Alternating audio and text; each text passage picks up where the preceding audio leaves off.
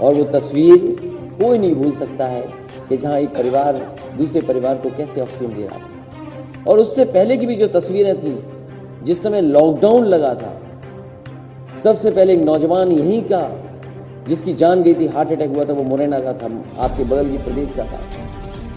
Heart attack हुआ, चलता चलता आया, घर नहीं पहुंच पाया, उसको हार्ट अटैक हो गया। कई लोगों की जान गई उस समय, जो अपने घर नहीं पहुंच पाए, सरकार ने नहीं मदद की।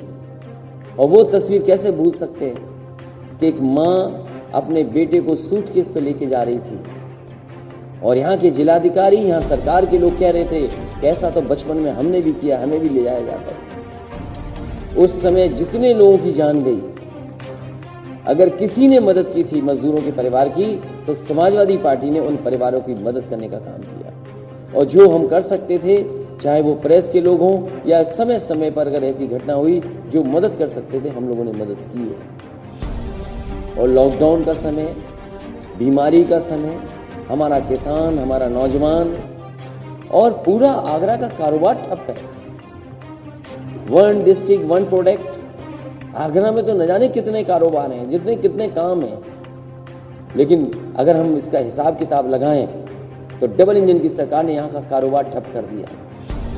जो सहयोग करना चाहिए था सरकार को, वो सहयोग नहीं किया सरकार ने। जितने भी काम आज जो दिखाई दे रहे हैं, जो बड़े काम हैं, कभी न कभी समाजवादी सरकार में शुरू हुए थे। मुझे याद है कि जिस समय गंगा का पानी पीने के लेकर के यहाँ आना था, सरकार बनी थी। जो जापान के एम्बेसडर थे, मुझसे मिले थे आकर के, उन्होंने कहा कि बहुत बड़ा प्रोजेक्ट जो हम शुरू नहीं कर पाए हैं, हम चाहते हैं वो जायका का प्रोजेक्ट यहाँ चालू हो जाए, पैसा खर्च हो जाए। न जाने कितनी सरकारें थी जो लाना चाहती थी, लेकिन उससे पहले वाली जो सरकार थी, किसी कारण उस काम को आगे नहीं बढ़ाया। अगर किसी ने उस समय जायका के प्रोजेक्ट को, पानी पीने को आगरा पहुंचाने का काम किया, तो वो समाजवादी सरकार थी। अभी मैं देखता आ रहा हूं कि पिलर बहुत पहले लग जाने चाहिए थे, अब पिलर लग रहे हैं।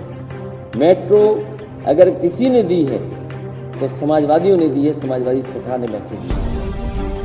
और जितने काम उस समय दिए जा रहे थे, अभी भी सरकार आधे अधूरे पूरे नहीं कर पाई।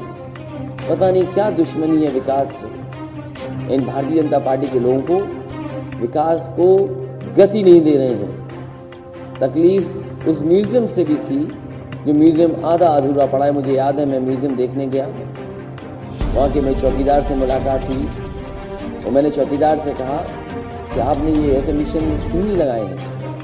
बोले साहब, ये बिना लगाए इसकी तो वारंटी खत्म हो गई। तो सोचिए, जो म्यूजियम बनना था आगरा के इतिहास को, और मैंने कहा कि ये गंगा जमुनी तहजीब का इतिहास लेकर के म्यूजियम बनेगा।